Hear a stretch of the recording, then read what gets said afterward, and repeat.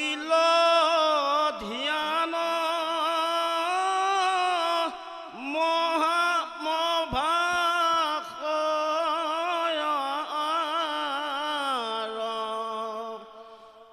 আনন্দে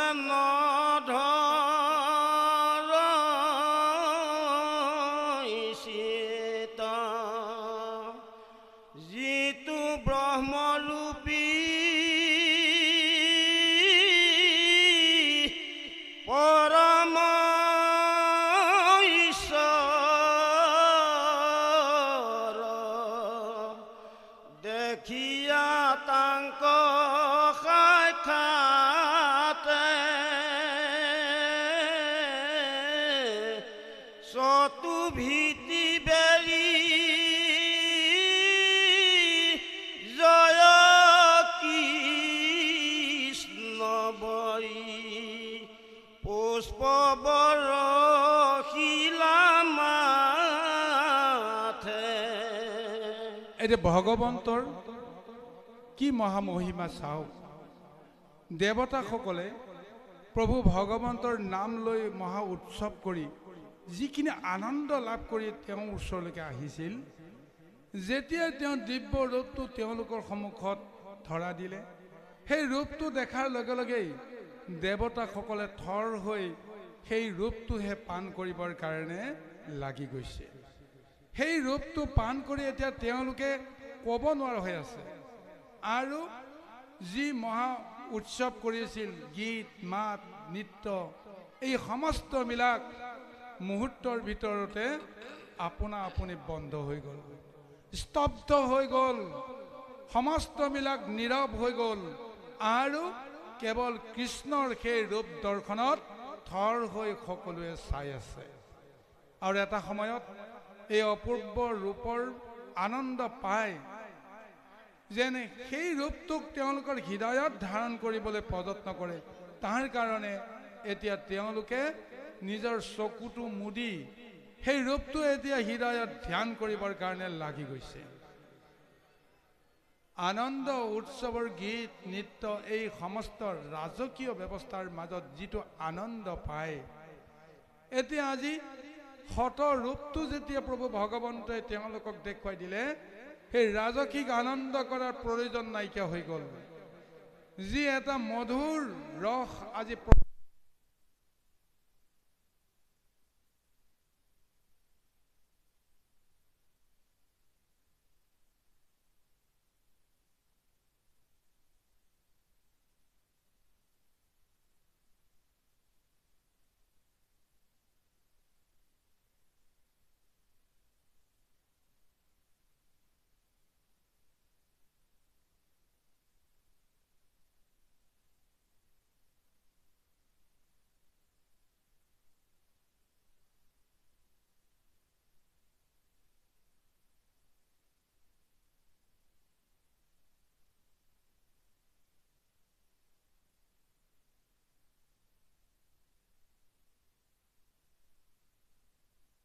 কৃষ্ণ জয় কৃষ্ণ জয় কৃষ্ণ ধ্বনিৰে ধ্বনিত কৰি পুনৰ আনন্দ কৰিবৰ কাৰণে প্ৰযত্ন কৰিছে।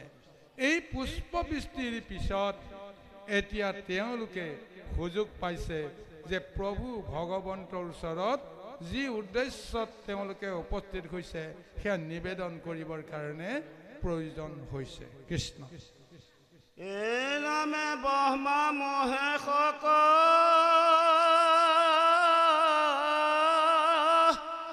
আগ কৰি ভৈলা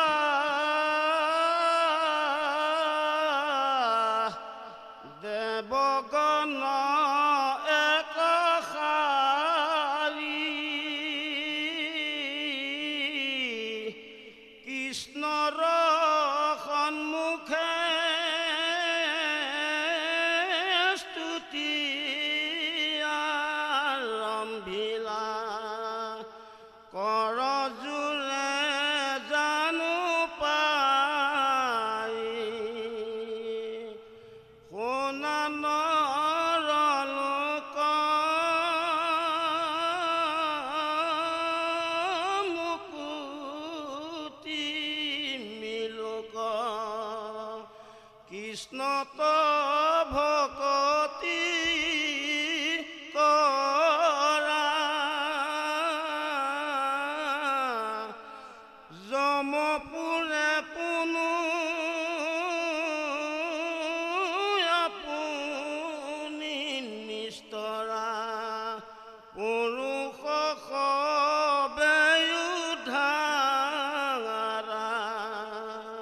এতিয়া সমস্ত দেৱতা প্ৰভু ভগৱন্তৰ কৃষ্ণৰ সন্মুখত বিৰাজিত হৈ আছে। কিন্তু এতিয়া কৃষ্ণক কোনে প্ৰথমতে সম্ভাষণ কৰিব? কাৰোতো সাহস নাই যে কৃষ্ণৰ ওচৰলৈ আহি তেওঁলোকে কৃষ্ণক সম্বোধন কৰিব। গতিকে সেইকাৰণে তেওঁলোকৰ সন্মুখত ব্ৰহ্মা আৰু মহেশ্বৰক আগত লৈ সেই ব্ৰহ্মা মহেশ্বৰৰ জৰিয়তে কৃষ্ণক সম্বোধন কৰাৰ কাৰণে প্ৰযত্ন কৰিছে। আৰু ব্ৰহ্মা মহেশ্বৰে যেতিয়া দুয়োখন হাত জোৰ কৰি ভগৱন্ত কৃষ্ণক মহাস্তুতি কৰিবলৈ আৰম্ভ কৰিছে, তেতিয়া লগে লগে সমস্ত দেৱতাও হাত জোৰ কৰি সেই প্ৰভু ভগৱন্তক এতিয়া স্তুতি আৰম্ভ কৰিবলৈ প্ৰযত্ন কৰিছে। হে গুৰু সমস্ত, আজি দেৱতাসকলে আহি বৈকুণ্ঠৰ পৰাই হওক, স্বৰ্গৰ পৰাই হওক, য'ৰ পৰাই যেনেকেই নহওক, সমস্তবিলাকে আহি মৰ্ত্যত এনেকুৱা এখন মহাসভা পাতিছে, মহামেল পাতিছে। কাৰ কাৰণত? কৃষ্ণ প্ৰভু ভগৱন্তৰ কাৰণত। কৃষ্ণ প্ৰভু ভগৱন্তে বৈকুণ্ঠতো আছে, স্বৰ্গতো আছে, মৰ্ত্যতো আছে, আৰু তাৰোপৰি আছে ক'ত? সমস্ত জীৱৰ প্ৰতিটো অংগে অংগে প্ৰভু ভগৱন্তৰ সেই ৰূপ আৰু ৰসেই, তেওঁৰ গুণ আৰু তত্ত্বই বিৰাজিত হৈ আছে। কেৱল চাবলৈ আমি যদি সক্ষম হ'ব পাৰোঁ, প্ৰভু ভগৱন্তক যদি শুদ্ধ দৃষ্টিৰে আমি যদি তেওঁক ধ্যান কৰিব পাৰোঁ, তেতিয়াহ'লে নিশ্চয় প্ৰভু ভগৱন্তৰ এই ৰূপটো আমি দেখা পাম। এটা যিটো ৰূপ দ্বাৰকাত থাকি দেখা পাইছে, এই ৰূপটো আচলতে বাস্তৱ ৰূপ নহয়। বাস্তৱ ৰূপ হ'লে সকলোৱে দেখা পাব। এই ৰূপটো কেতিয়াও কোনেও আৰবেৰ কৰিব নোৱাৰে। আমাৰ বাস্তৱ ৰূপটো হৈছে কি? আমাৰ যিটো নশ্বৰ দেহ, পাৰ্থিৱ দেহ বুলি কৈছোঁ, চকু, কাণ, নাক, হাত, ভৰি, গুহ, পদ, লিংগ ইত্যাদি ইত্যাদি নানা ধৰণৰ অংগ পতংগই পৰিপূৰ্ণ হৈ থকা এইটো দেহ, এই দেহটো আমাৰ লৌকিক দেহ বুলি কোৱা হৈছে। এইটো দেহক কোনেও ভিন্ন ৰূপত দেখা নাপায়, একেটাই ৰূপ দেখিব। কিন্তু যিটো প্ৰভু ভগৱন্তৰ ৰূপ, সেইটো ৰূপটো আমি হৃদয়ত সেই ৰূপটো দেখিবৰ কাৰণে প্ৰযত্ন কৰিব লাগিব। সেই ৰূপটো প্ৰভু ভগৱন্তই হৃদয়তহে ধাৰণ কৰে। বাহিৰত যিটো ৰূপ ধাৰণ কৰে, মুহূৰ্তৰ ভিতৰতে সেই ৰূপটো হয়তো সলনি হৈ যাব পাৰে। চাই থাকোঁতেই ৰূপটোৱে বেলেগ এটা ৰূপ আকাৰ আকৃতি লৈ ল'ব পাৰে। কিন্তু হৃদয়ত যদি এবাৰ সেই প্ৰভু ভগৱন্তৰ ৰূপটোক যদি আমি জাগ্ৰত কৰিব পাৰোঁ, তেতিয়াহ'লে সেই ৰূপটো আৰু কোনোদিন হেৰাই নাযায়। আমি সেইটো ৰূপ আমি বাহ্যিক জগতৰ পৰা আমি ল'ব নোৱাৰোঁ। সেই ৰূপটো আমি আভ্যন্তৰীণ মনৰ জগতৰ পৰা সেই ৰূপটো আমি ধাৰণ কৰিব লাগিব। সেইকাৰণে কৈছে, সেই ৰূপটো যদি আমি ধাৰণ কৰিব পাৰোঁ, তেতিয়াহ'লে আমি উদ্ধাৰ পাই যাম। ঈশ্বৰৰ ৰূপটো যদি আমাৰ দেহত যদি ধাৰণ হয়, সেইটো ঈশ্বৰৰ ৰূপ নহ'বনে বাৰু? ঈশ্বৰৰ দেহত পৰিণত নহ'বনে বাৰু? এই ৰূপটোক জানো কাল আৰু মায়ে গ্ৰাস কৰিব পাৰে জানো বাৰু? কিন্তু এই ৰূপটোক ধাৰণ কৰাৰ ক্ষমতা আমাৰ নাই। কিয় নাই? আমি বিষয়ত মজি আছোঁ, ঈশ্বৰত আমি ভক্তি কৰা নাই, ঈশ্বৰত আমাৰ বিশ্বাস নাই। কিন্তু আমি ইন্দ্ৰিয় শক্তিক বিশ্বাস কৰি, মন বুদ্ধিক আমি বিচলিত কৰি, আমি অহংকাৰী সূত্ৰে মই বৰ ভাৱ লৈ কৰ্ম কৰাৰ কাৰণত প্ৰভু ভগৱন্তে নিজৰ পৰিচয়টো অন্তৰত কেতিয়াও প্ৰকাশিত নকৰে। সেইকাৰণে আমাক কেতিয়াও চেতনা নিদিয়ে যে তুমি হৰি নাম লোৱা, চেতনা নিদিয়ে তুমি সন্তত শৰণ লোৱা, গুৰুত আশ্ৰয় কৰা। কাৰণ সেইখিনি পৰ্যায়লৈকে আমাৰ মন আৰু বুদ্ধি শুদ্ধি হোৱা নাই কাৰণে প্ৰভু ভগৱন্তে অন্তৰ্যামী ৰূপে ভিতৰতে থাকি সকলোবিলাক নিৰীক্ষণ কৰি আছে। যি কৰা কৰি থাকা, মোক যেতিয়ালৈকে তুমি দেখা নাপাবা, তেতিয়ালৈকে মই তোমাক একো সহায় কৰিব নোৱাৰোঁ। গতিকে তুমি শুদ্ধ কৰ্ম কৰিছা বুলি ভাবিছা, যি ফল পাইছা তাকেই লোৱা। তাত যদি দুখাদুখ হয় তেতিয়াহ'লে তুমি মোক ঠিক এনেদৰেই প্ৰভু ভগৱন্তে জীৱসকলৰ লগত লীলা কৰে। সেইকাৰণে কৈছে, শুনা নৰলোক মুকুতি মিলোক কৃষ্ণত কৰা ভকতি, যমপুৰে পুনু আপুনি নিষ্ঠাৰা পুৰুষ হবে উদ্ধাৰা। হে নৰ নাৰীসকল, তুমি একান্ত মনে কৃষ্ণত যদি তুমি ভকতি কৰিব পাৰা, হৃদয়ৰ কৃষ্ণজনৰ ৰূপটো তুমি যদি হৃদয়তে দৰ্শন কৰিব পাৰা, তেতিয়াহ'লে তুমি যমপুৰৰ পৰা তুমি মুক্তি পাবা, নিজেও নিস্তাৰিবা আৰু সমস্ত জগতকো তুমি উদ্ধাৰ কৰিব পাৰিবা। এই মহা উপদেশ আমাৰ মহাভাগৱতে সমস্ত জনৰ কাৰণে এই উপদেশ প্ৰদান কৰিছে। কৃষ্ণ এৰা পিতৃ মাতি কুলে যতে পুৰুষ নৰকত আছে পৰি,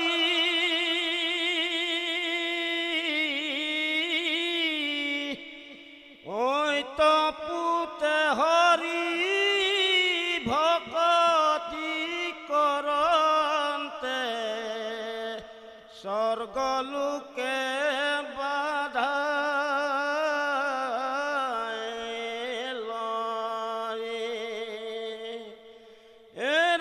ঘৃত দুগ্ধ মধু ধাৰায়ে বহ পিতি পিয় পেট ভৰি, স্বৰ্গবাসী মধ্যে বলকন্তে ফুৰয় অনেক আস্ফুট কৰি। তৰিলো তৰিলো সুপৌতৰ পদে, দেখ অৰে স্বৰ্গবাসী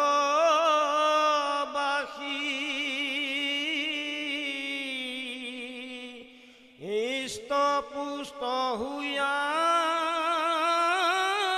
হৰিষে বহিয়া, হাসন্ত দান্ত প্ৰকাশী,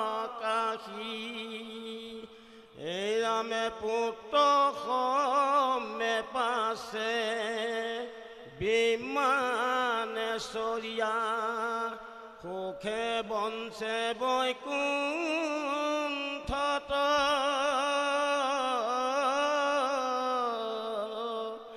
মিলান্ত মুকুতি ভুঞ্জন্তে ভুকুতি ভকতিৰ প্ৰসাদত। এই গুৰু সমস্ত আৰু এটা বৰ ডাঙৰ ৰহস্য আজি মহাভাগৱতৰ উপদেশত বৰ্ণনা কৰিছে, যে আমি যিটো বংশত জন্মগ্ৰহণ কৰোঁ, আচলতে এইটো বংশ আমাৰ নিজৰ নিজৰ বংশৰ কথা কোৱা হৈছে। ভাগৱতৰ মতে এই বংশত জন্মগ্ৰহণ কৰি ইতিমধ্যে যিসকল সংসাৰ এৰি থৈ গ'ল, সেইসকলে কোনো কাৰণতে তেওঁলোকে সংসাৰৰ পৰা মুক্তি হ'ব পৰা নাই। তেওঁলোকে কৰ্মফল ভোগী নৰকত নানা ধৰণৰ কষ্ট ভোগী আছে। যিসকলে জীৱনত ধৰ্ম কৰিব নোৱাৰে, পুণ্য কৰিব নোৱাৰে, ভকতি কৰিব নোৱাৰে, সেইসকলে কোনো কাৰণতে তৰিব নোৱাৰে। আৰু এটা বংশত যিমান লোকে জন্মগ্ৰহণ নকৰক কিয়, সেইসকলেও বিষয়ত যদি মজি কৰ্ম কৰিব লগা হয়, কৃষ্ণত যদি ভকতি নকৰাকৈ যদি সংসাৰ ত্যাগ কৰিব লগা হয়, তেওঁলোকৰ আত্মাবিলাকে কেতিয়াও মুক্তি নাপায়। তেওঁলোকে ক'ৰবাত নৰকত পচি থাকিব লাগিব। আমি সেইসকলৰ কাৰণে চিন্তা কৰিব লাগিব। যিটো পূৰ্ব পুৰুষৰ জন্মৰ সুযোগত আমি এই নৰতন দেহ লাভ কৰিছোঁ, আমি এই বংশক উদ্ধাৰ কৰাটো আমাৰ প্ৰধান কৰ্তব্য হ'ব লাগিব। কেনেকৈ উদ্ধাৰ কৰিম?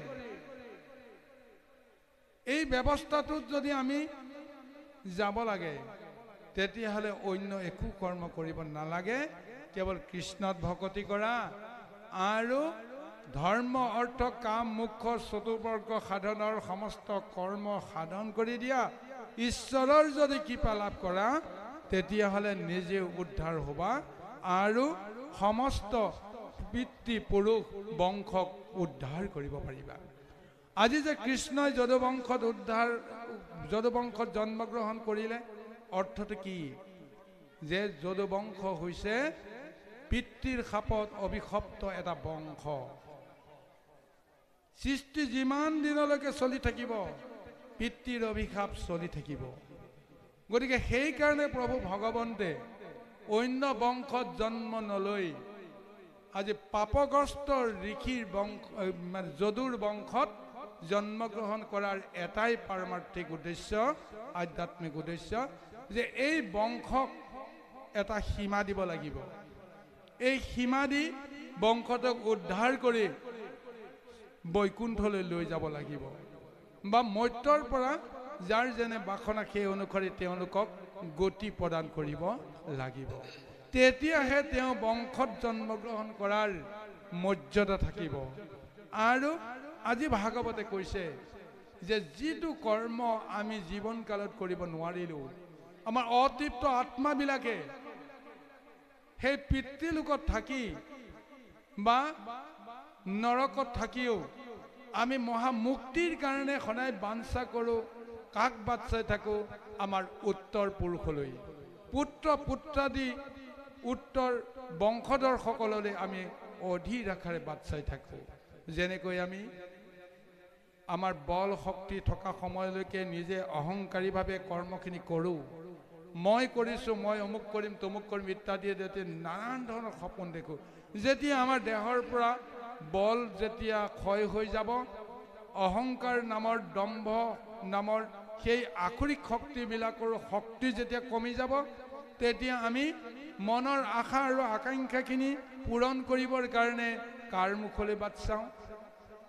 পুত্ৰৰ মুখলৈ বাট চাওঁ, নাতি পুতিৰ মুখলৈ বাট চাওঁ, যে তেওঁলোকৰ জৰিয়তে মই সুখেৰে শান্তিৰে মই জীৱনটো কটাব পাৰিম।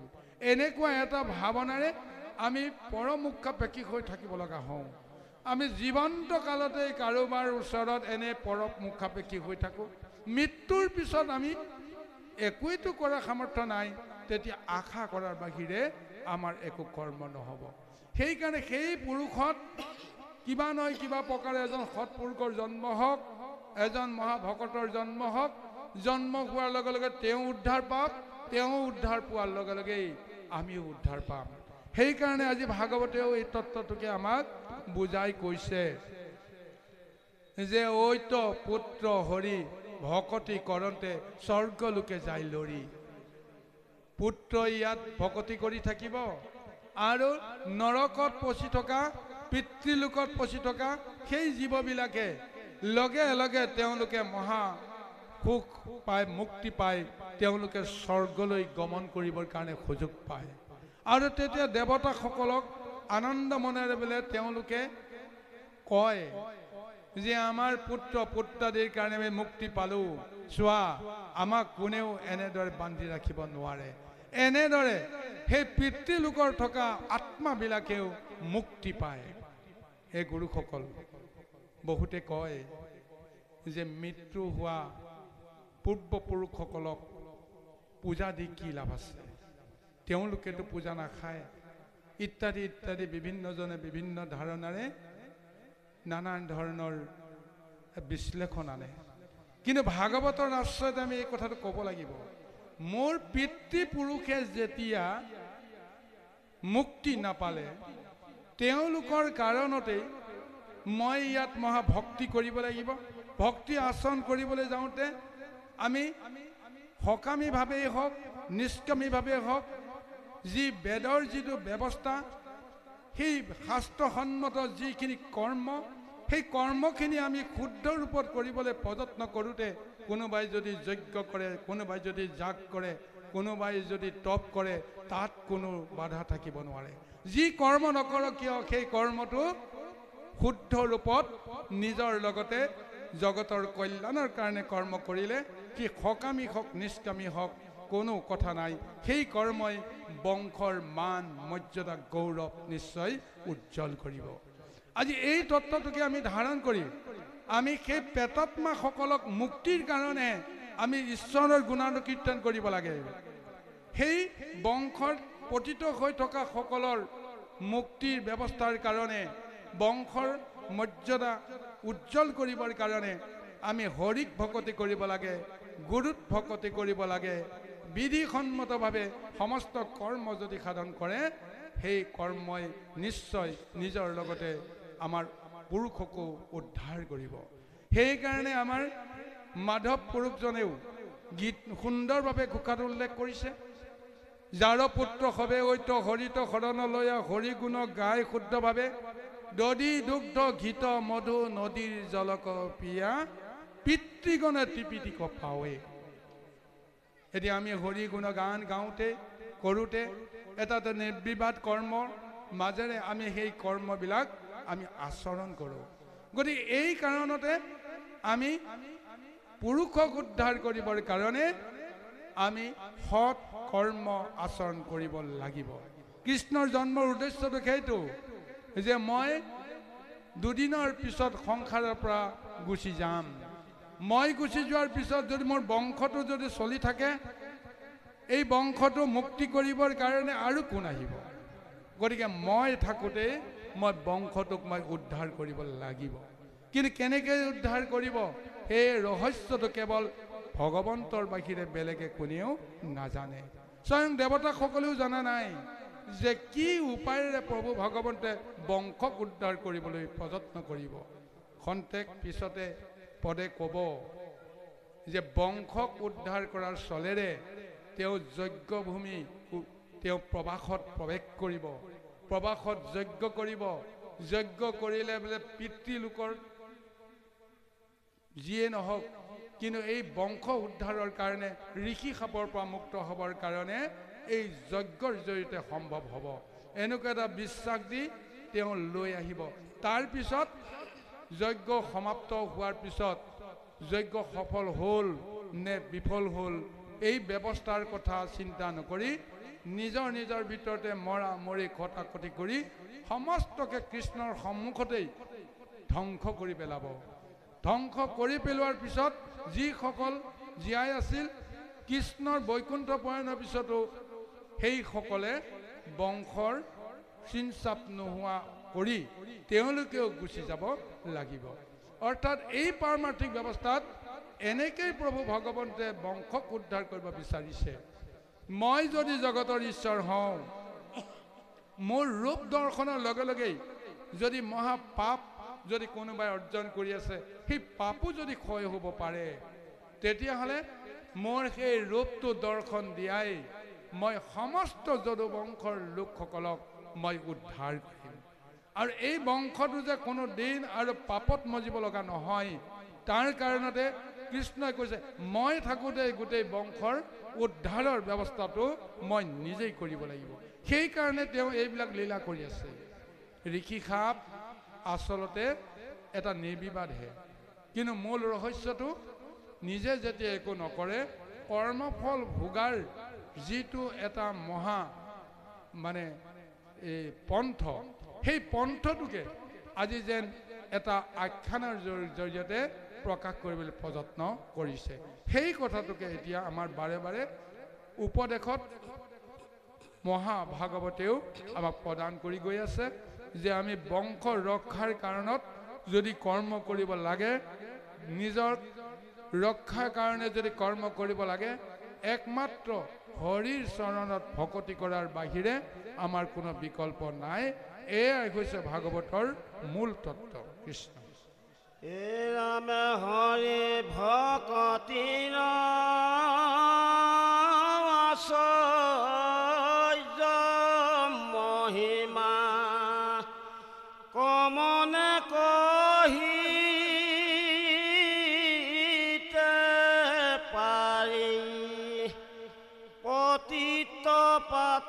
কি চণ্ডাল নিষ্ঠৰে পুৰুষ সবে ধাৰে হেন প্ৰাণ বন্ধু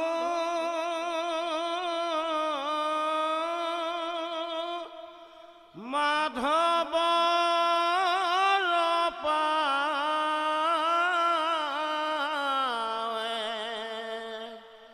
নকৰে যিটো ভকতি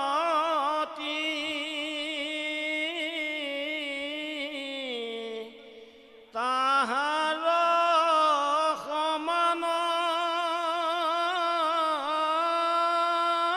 নাহি কে পাতকি গিল গলৈ সিটো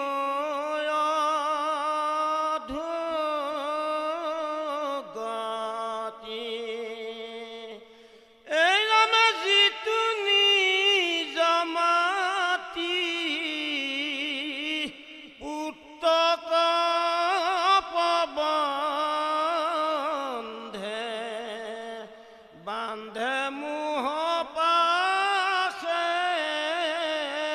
দাতি ভক্তি মাতি পাইলে মেলান্ত তেখনে সিটো মোহ জলিকাতি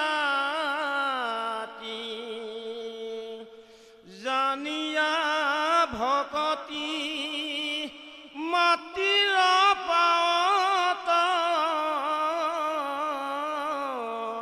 ধৰাতে যি আন কাম সংসাৰ সাগৰে তৰিও কসুখে অমুখে বোলা ৰাম ৰাম হৰে ৰাম ৰাম ৰাম। এতিয়া ভাগৱতে নিৰ্ণয় দিছে যে হৰি ভকতি কি আশ্চৰ্য মহিমা, যে এই হৰি ভকতিয়ে কৃষ্ণক ভকতি কৰা ভক্তসকলকহে যে কৃপা কৰে এইটো নহয়। এই হৰি ভকতিৰ কবলত যিসকলে পৰে সেইসকল যদি মহাপাতকীও হয়, মহা দুৰাচাৰো হয়, চাণ্ডালো হয়, সেই সমস্তবিলাকেও নিজেতো উদ্ধাৰ হয়েই, তেওঁলোকৰ বংশৰ সমস্তই উদ্ধাৰ পাব পাৰে।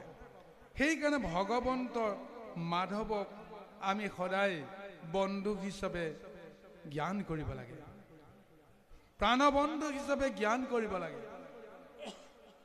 যিজন বন্ধু দেহৰ ভিতৰত থাকি প্ৰাণক ৰক্ষা কৰি থাকে, প্ৰাণক ৰক্ষা কৰাৰ লগে লগেই দেহটো আপোনা আপুনি প্ৰাণৰ লগত নিবিড় সম্বন্ধত অটুট থাকে। গতিকে প্ৰাণক ৰক্ষাকাৰী সেই মহাহৰি মাধৱ, সেইজনক আমি অন্তৰাত্মাই আমি ভকতি কৰিব পাৰিব লাগিব। গতিকে যদিহে আমি ভকতি কৰিব পাৰোঁ, গতিকে সেইজনৰ সমান এই সংসাৰত আৰু কোনো নাই। আৰু যদিহে কিবা কাৰণত সেইজনক আমি চিনি নাপাওঁ, সেইজনক যদি আমি ভকতি কৰিব নোৱাৰোঁ, তেতিয়াহ'লে আমি অধোগামী যাব লাগিব। অধোগামী শব্দটোৱে কি বুজায়? ওপৰৰ পৰা তললৈ সৰি পৰা। এতিয়া আমি যি মৰ্ত্যলোকত আছোঁ, এই মৰ্ত্যলোক সমস্ত জীৱকুলৰ কাৰণে সেই ঊৰ্ধ্বলোক, সকলোতকৈ ওপৰত আছে। কীট পতংগকে আদি কৰি চৰাচৰ জীৱ জগত, সেই সমস্তবিলাক 84 লক্ষ হাজাৰ জুনিত তেওঁলোক বিভক্ত হৈ আছে। 84,000 লক্ষ জুনিয়ে কোনো কাৰণতে তেওঁলোকে ঈশ্বৰক ভক্তি কৰিব পৰা সুযোগ আৰু সুবিধা নাপায়। কেৱল বিষয়ৰ সুখৰ ভাৱনাত সমস্ত জীৱ মত্ত হৈ থাকে। সেইকাৰণে কৈ আছে এই জীৱবিলাকৰ মাজেৰে আমি কৰ্ম কৰি কৰি পূৰ্ব জনমত আমি কৰা ভুলৰ সংস্কাৰ কৰিবৰ কাৰণে বিচাৰোঁ, আৰু এই সংস্কাৰ সূত্ৰেই হয়তো আমি মহাপুণ্য কৰিছিলোঁ, তাৰ কাৰণে আমি নৰতনু দেহা লাভ কৰিছোঁ। এই নৰতনু দেহাত আমাৰ কি সম্ভৱ হয়? অন্যান্য জীৱই যিটো কৰিব নোৱাৰে সেই কাৰ্যটো সম্ভৱ হ'ব পাৰে। কাৰণ বিষয় সম্ভোগেই হৈছে জীৱৰ প্ৰধান উদ্দেশ্য। মায়া জগতত জীৱসকলক এনেকেই বান্ধি ৰাখিছে। বিষয় সম্বন্ধ সুখ সমস্ত যোনিতে পায়, হৰি সেৱা কোনো থানে নাই। কোনো জীৱই কেতিয়াও হৰিক ভজনা কৰিব নোৱাৰে। যদিহে হৰিক ভজনা কৰিব পাৰে, তেতিয়াহ'লে বিষয় সম্বন্ধ সুখৰ বাহিৰেও হৰিক ভজনা কৰাৰ শক্তি কেৱল মনুষ্যতনু আছে। হৰিৰ সেৱাৰ যোগ্য কেৱল মনুষ্যতনু, জানি ফুৰা হৰি গুণ গায়। এই কথাটো যদি হৃদয়ংগম কৰা, দৃঢ় বিশ্বাস কৰা, তেতিয়াহ'লে আমি অহৰ্নিশে আমি হৰি গুণ গান আমি গাবই লাগিব। তাৰ ফলত কি হ'ব? যিটো নিজৰ মাতৃ